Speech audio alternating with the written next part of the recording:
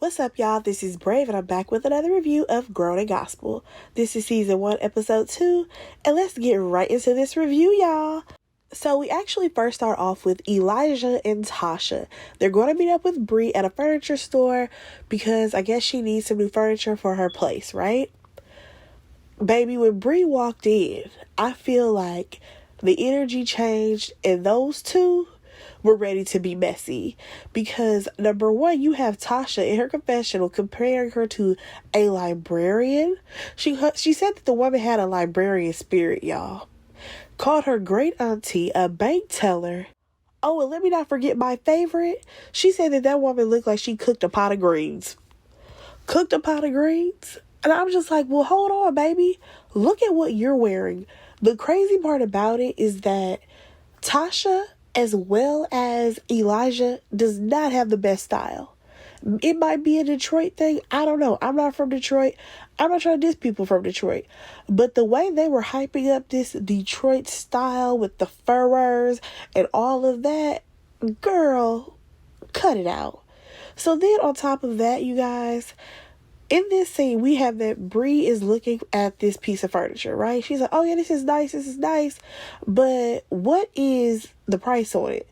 I said, this needs to be called Budgets by Bree because baby girl is moving back into town. It's clear that she does not have a lot. But with this group, this crew of people, girl, I'm going to need you to do something. You're going to have to go get you some fake stuff, get you some stuff from DH Gate or AliExpress, or get you some pieces from Amazon. You gonna have to do something so that you can fake it till you make it with these people, because they're going to judge you every time you turn around. So at one point, we literally have Elijah over here trying to style her, trying to get her wardrobe together, and I'm like, sir, you need to sit down because what you're wearing isn't even fly. And the thing is, he wrapped her up in this fur stole, y'all. I said, why are we putting fur around this woman? And honestly, the sad part about it is that I feel like at first it seemed like they were just all having fun. As far as in Bree's eyes, that's what it looked like. As if, oh yeah, I'm going to walk around a model, blah, blah, blah. But no, these people are really making fun of you. Like, I don't understand how she would ever be cool or friends with these people after watching these episodes back. Like, I don't follow any of them on social media, but if I was her, I would unfollow each and every one of them because they have dissed her in their confessionals for sure and behind her back. But here's the part right here that really got me, y'all. We have Elijah and Bree going back and forth because she doesn't know who he is or where he's from. Like, she knows that Nikki is related to a Clark sister and how everybody else has parents that was in the group commission and all of this. However, when it comes to Elijah, this man gonna tell her, you don't know me from like TV? And it's just like, sir, don't sit up here and act like you're Usher. We do not know you from TV. Honestly, if they did not put that meme up, I would have never made the comparison, if I'm being for real. So this is the guy who had a stare down with Diddy, and I guess that's his claim to fame. Now, it doesn't seem like he has anybody in the gospel world as far as heavy hitters that we know of. All I know is that he's a preacher's kid. So honestly, I feel like he is the type of person that has to overcompensate because he does not have the exact lineage that these other grown adults have. I was going to say these kids have, but they ain't kids. So, like I said, they're going back and forth, right? Now, one thing about this is that you have him saying how he's going to make a name for himself and not off of his family or whatever. But I'm like, Bree is trying to do the same thing. This woman is literally trying to come out as an artist as just Bree. Not Bree Hammond, not Bree, aka Fred's daughter. She just wants to be herself. Sir, it sounds like y'all are in the same boat if you really want to be honest. So, after that, y'all, this is another part that really irritated me because as they were going back and forth or whatever, Tasha, she finally decides to make her presence known, and she decides that she's going to sit next to Bree because she felt like she needed support.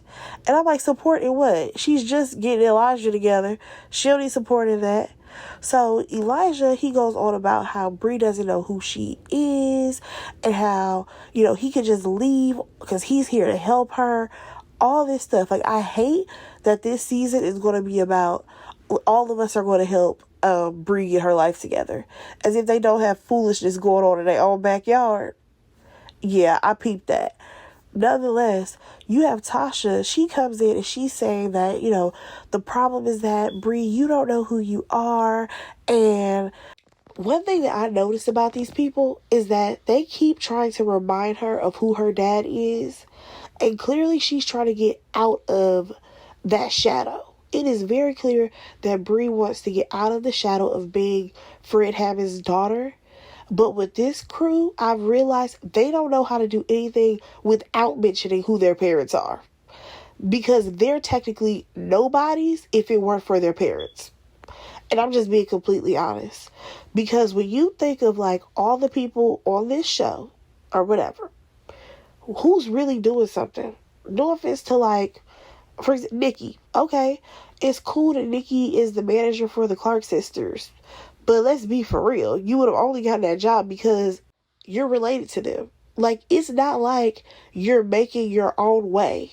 You know what I'm saying? That's one thing that I will say is the difference between this show and growing up hip hop. As annoying as growing up hip hop is, the whole premise was that we saw kids who were trying to make their own way outside of us only knowing them for who their parents were. On this show, though, these people are old and grown, and it seems like they are leaning so much on the legacy of their parents. Like, no offense, but this is not a show where it's like we're watching Kiki Sheard. Like, that girl, she is her own artist. She has her own following, regardless of her being related to the Clark sisters and Karen being her mother. You get what I'm saying? Like, I feel like these people right here, they lean so much into who their parents are that they don't even realize that they're doing it. Especially people like Elijah. Because as we go on to that next scene, and he tells us about he's the last standing member in his family who's a musician because everybody else went to go get real jobs. Something that he should have tried. Elijah goes on to tell us how he's producing and directing and doing all this for his music video, right? Y'all, why did that man walk through the venue? And I guess he's going to be performing there. And he decides that he's going to throw a fit, a tantrum, and have a whole fisticuffs with some balloons because he sees balloon arches in the venue. He's like, this ain't no baby shower. This ain't no birthday party. And then goes on to start swinging on the balloons. I said, sir, could you stop being a drama queen, please? So, like I said, he's about to perform, right? He getting ready for his performance, and he goes out there in his tacky outfit. I'm just like, sir, why do you keep coming at Bree? And this woman, she comes and she actually supported him, y'all. Keep in mind, the audience was filled with the rest of the cast. So they're watching him do this performance of his video, right? The man is up there. Next thing you know, he says that he's getting lightheaded and he falls out on stage. They did not know if he was playing or if he was for real. That's sad when your friends don't know which one you're doing. If you are actually laying down on the ground, knocked out because you collapsed. And these people don't even know if they need to run up on the stage to save you or if you just out here playing. Sir, get it together. But this is the part that got me. They call the ambulance, right? The ambulance comes down there. They take him on a gurney. Let me tell you, honestly, all they had to do was go probably drive around to a CVS, get that boy some Pedialyte, and tell him to go sit down somewhere. Because this man came back 3 hours later. First of all, I don't even understand why all y'all were still there when he came back. He came back 3 hours later talking about they gave me 6 bags of fluid, but I got to shoot this music video. I got to do the music video. Sir, cut it out. You and all those dramatics, I cannot take it. So, next thing you know, y'all, let's go ahead and move on. We get to Dorinda's house. I'm not saying that it's Nikki's house, because it's definitely Dorinda's. She just living there, mooching off of her mother's legacy. So, we have her, Jay, and Tasha. They over here playing some card game called Tunk. I ain't never heard of it, never played it. So they talk about Elijah and his antics, and they think he definitely milked the situation. I must agree. Now, Tasha, she actually wants Jay to give her the tea on Bree. Like, what's the story? What's her situation? So we learn from Jay that Bree basically used to work with her dad, but has said that he has also hindered her career. So I'm pretty sure she's probably wanted to do things that were not probably gospel, or wanted to kind of do her own thing. Her dad probably shut her down and probably did not give her the same resources that he has. So he also mentioned that this woman has gotten married, she's gotten divorced, she's gotten remarried. So from his perspective, she's trying to find her way in the gospel industry as well as move forward with her life, because clearly she has already lived a life for a minute, right? And I'm like, you know what? I can't even be mad at that, because at the end of the day, at least Bree separated herself from her father in the legacy talk and tried to go live a regular life at some point. So now we have Tasha chiming in, though. She's like, I just feel like she blames her dad for everything, but she's too grown for that. We also learned that Bree is only 34 years old, which I did not know that at all. But here's my thing about Tasha. Just say you don't like Bree. Just say you don't want to help her. Just say you're not really feeling her energy. I would rather you go ahead and say that, because you keep coming after her. And I've noticed it, for real, for real. And it's crazy because you try to do it in like a sneaky, slight way. But like, nah, I see you. You are just like Elijah. Like, for real, you are just like Elijah. Now, y'all, we ended up meeting Shauna. Now, I'm going to be honest with y'all, my TV kept messing up on this part, so I'm not really sure what went down. Because I know that Shauna met up with Jay Brooks, and she says that she has some type of beef with Tasha. I'm just not exactly sure why she has the beef with Tasha. Like, I know that she met up with her and Nikki, and then Nikki was being the pit bull for Tasha. And she's tried to move on from the situation, but clearly Tasha does not want to move on and is holding a grudge. I don't exactly know what the grudge is for. I don't. Now, according to Jay, he can be a mediator in the situation. So at some point, we will probably get a conversation between the two ladies. Now, let's go ahead and move on, because we got to get to Elijah and this shopping experience that he was having with his stylist. First things first, all those furs in there. And I'm just like, where are we? Is this like where the players ball, all the pimps get their clothes? What is happening right now?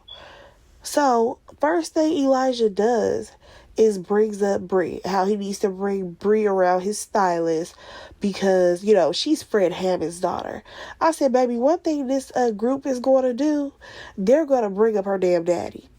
I want us at this point, let's go ahead and take a shot, y'all, every time they mention her daddy.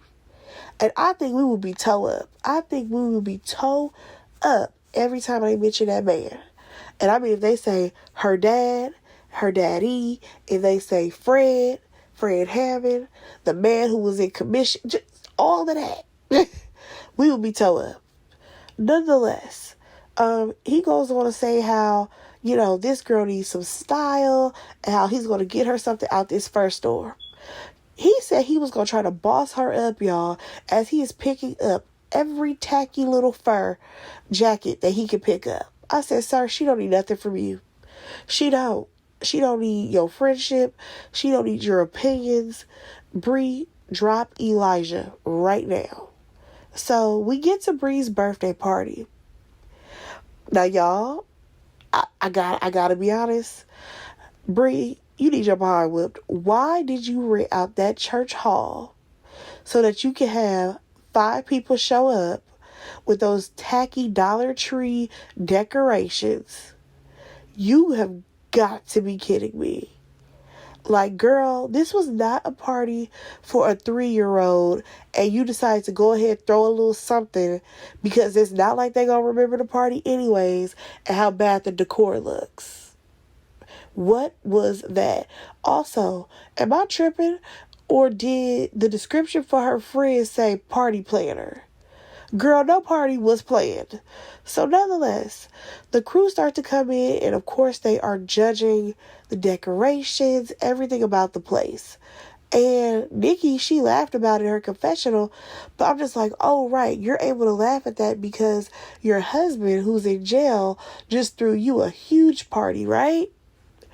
Yeah, how he got up in jail. That's the real question. So Shauna actually gets there. There's tension between her and Nikki and Tasha. So like I said, at some point we're going to have to get that conversation. Probably episode 3 or 4. And Bree finally shows up. Now, like I said, the only people that's there is the cast. I don't know if her mom still lives in the city. I don't know if her brother still lives in the city. But yeah, she didn't have no family there, just the cast members. So she ends up thanking them for being there. And y'all, she started to sing. At first, I feel like it was a little rocky. It was a little shaky. But she pulled it together. Bree definitely has a very beautiful voice. I just think that she needs to find songs that are for her. Because she didn't sound bad at all. So the potential is definitely there. Now, y'all, we get to this gift portion. Tasha ends up giving her some money. She gives her like a little wad of cash. That was cool. That was fine. We get to Elijah. Elijah gave this girl some YSL boots. And then he ends up telling her to take off those dust buckets that she's wearing. He is absolutely too much. And she's like, hey, I really like these boots that I have on. And she has on like these like Mary J. Blige up the knee, actually it was past the knee, thigh high boots or whatever. And I'm just like, okay, if that's what she likes, that's her style, let her rock out with that.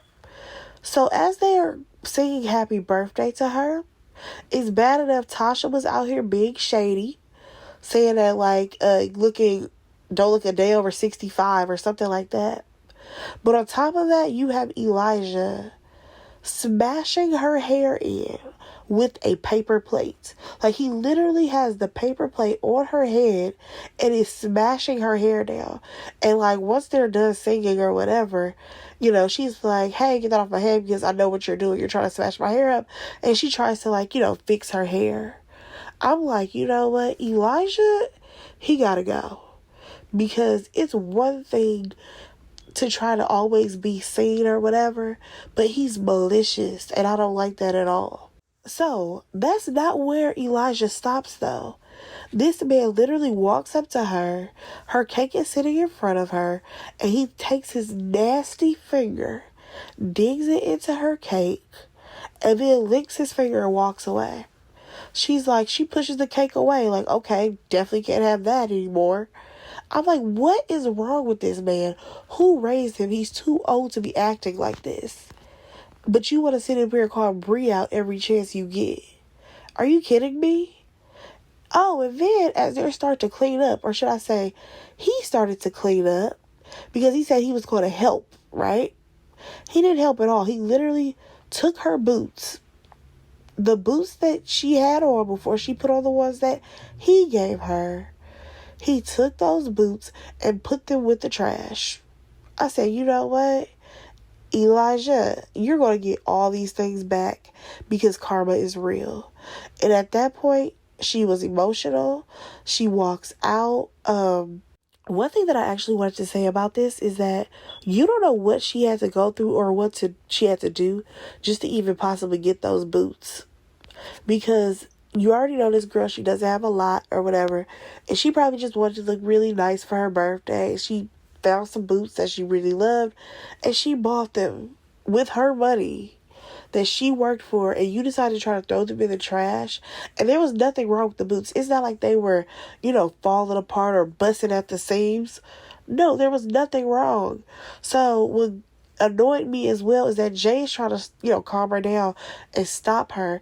And then here comes Elijah trying to trot along and see what's going on.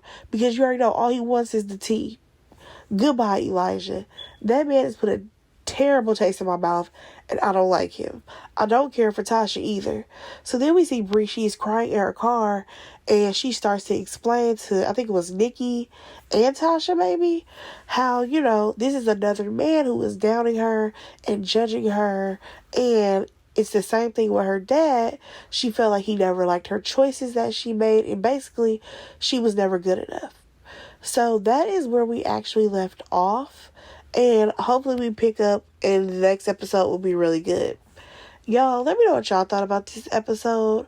Go ahead and like, comment, and subscribe to my channel, and I will talk to y'all on the next one. Bye, guys.